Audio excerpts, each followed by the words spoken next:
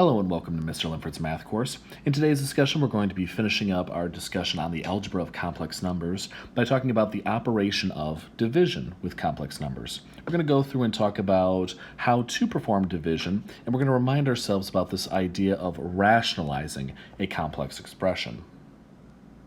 So first, let's talk about the division of complex numbers, and let's try to reframe our thinking with this. Here we have two complex numbers, 2 plus 1i and 3 minus 2i. Those are two complex numbers that we're going, and we are actually trying to divide them. However, when it comes to dividing complex numbers, we need to remember what complex values imply. So this, we could say, is somewhat of an equivalent statement. We have, instead of 2 plus I have 2 plus the square root of negative 1. And instead of 3 minus 2i, I have 3 minus 2 times the square root of negative 1. With complex numbers, when we're dividing them, we have them in a fraction form. We have radicals in the denominator. That's a problem for us. So hopefully we remember that if we have a radical in the denominator, we have to rationalize it. That means we have to multiply the top and the bottom of the fraction by a value that gets rid of the radical. In this case, a value that gets rid of the I. That's the problem for us. The I cannot be in the denominator because we don't want to have a radical in the denominator.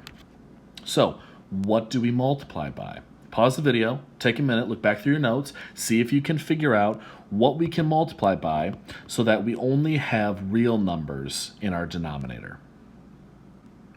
Well, hopefully you remember that when we multiply to the top and bottom of a fraction to rationalize the denominator, we're using the difference of squareds formula. We need to multiply by the conjugate of the complex number. Instead of 3 minus 2i, we're going to multiply by 3 plus 2i. Remember, we need to multiply by the conjugate. So let's go ahead and actually perform this multiplication. The numerator, I'm going to do that to the bottom here. We have 2 and I, and we have 3 and we have 2i. So we end up with, let's see, 6, 4i, 3i, and 2i squared. So that's 6 plus 7i plus 2. I squared is a negative 1, so we really have 6 minus 2 plus 7i, so we have 4 plus 7i. That's what the numerator gets us. Remember, when you go through and you distribute to multiply the numerators, or you use the box method, you have to simplify down the I squared, remembering that I squared is negative 1. So our numerator is going to be 4 plus 7i. Now let me clear some space, and let's do the same thing, but this time for the denominator. And here we're hopefully going to see that the difference of squareds is going to get rid of these I values, these I complex units.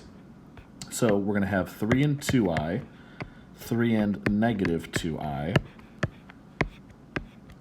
3 times 3 is 9. 3 times 2i is 6i. Negative 2i times 3 is negative 6i. Negative 2 and negative 2 is negative 4. And then we have I squared. So the denominator, we can already see that these cancel out. And we're left with 9 minus 4i squared. Well, wait a minute. I squared is just a negative 1. So wait a minute, that just means I have 9 plus 4. And hey, I can combine that. So 9 plus 4 should be 13. So when I perform the division of 2 plus I over 3 minus 2i, what I'm really trying to do is simplify the fraction. So I end up with 4 plus 7i over 13. We cannot have an I in the denominator because we can't have a radical in the denominator. So this is going to be our final answer. So let's go through and let's try to write down a procedure for what we did here. First up, we need to multiply the numerator and the denominator by the conjugate of the denominator. Because that's the thing we want to get the radical out of, or we want to get the I rid of. The idea here is that we're trying to now force the denominator to be a real number. So we're using the difference of squareds again. So that's why we need the conjugate. So multiply the numerator and denominator by the conjugate of the denominator.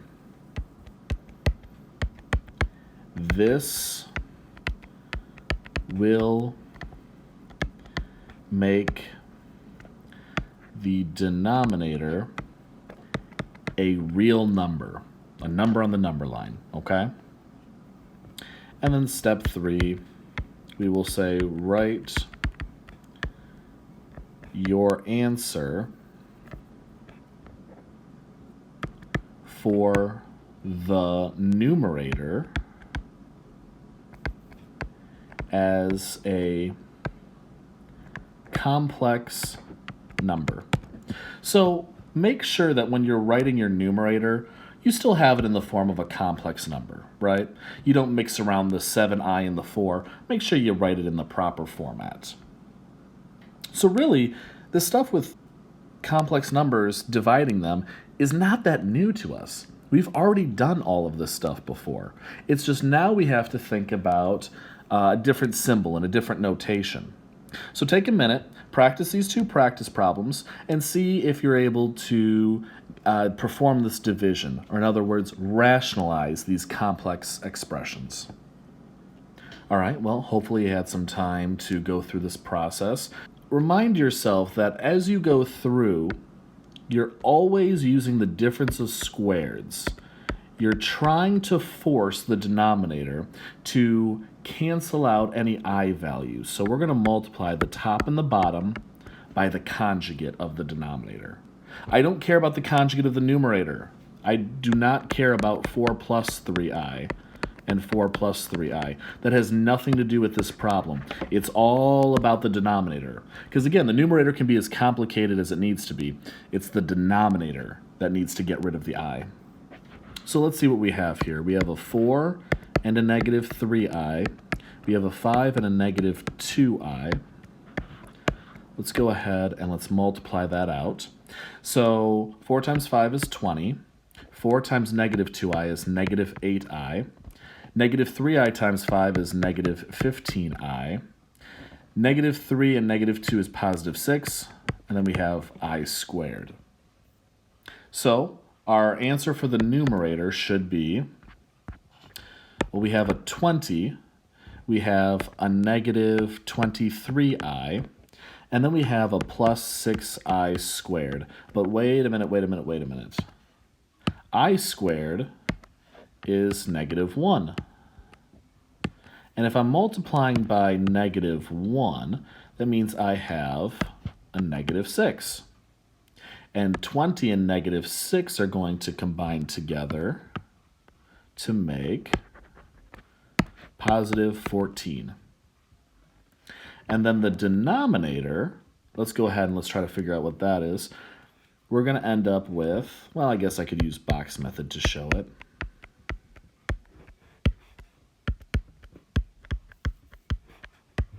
Five times 5 is 25. 5 times negative 2i is negative 10i. 5 times 2i is 10i. And negative 2i times 2i is negative 4i squared. These terms are going to cancel out just like we wanted, and we're going to end up with a 25 minus 4i squared. But wait a minute. Again, I squared is negative 1.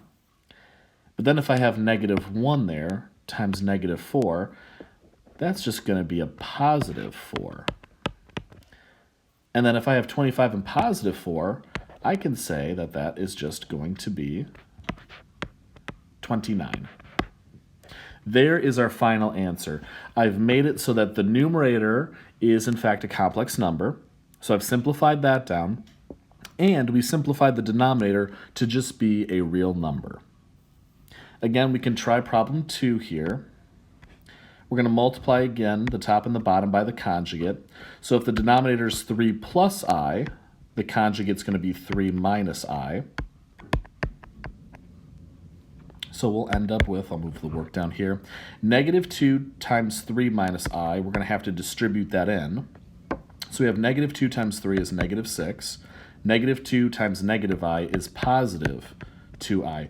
Please be careful with the signs there. A lot of times students are still messing up with signs, or they're forgetting how, when they distribute it in, to include it. All right, and then let's do the denominator. Again, we can do box method, but I'm sure if you get the hang of it, you can just do it in your head. 3 times 3 is 9. 3 times negative I is negative 3I. 3 times I is positive 3I. Negative I times I is negative I squared. These cancel out just like we wanted, and we get 9 minus I squared. But of course, we can say I squared is simply, by definition, negative 1. And if we have 9 minus negative 1, that's the same as 9 plus positive 1, which is 10. So we can go ahead and we can simplify our answer to be negative 6 plus 2I over 10. Now, one thing that I would like to point out, I am fine with this answer, and we can leave it as such. However, you could simplify further. You could factor out values or GCFs from the top and the bottom. So for example, negative 6 plus 2I has a GCF of 2. And we could simplify 2 over 10 to be negative 3 plus I over 5. You can go ahead and simplify like this with complex numbers. That's allowed. That's totally fine. But I'm okay with either of these answers for right now. So if you have any questions or you're unsure about anything or any comments about the video, feel free to let me know. My email is Linford, that's KLINFORD, at wccnet.edu. Let me know if you have any questions or comments or things you'd like me to go over more, maybe in a next video. And until next time, take care.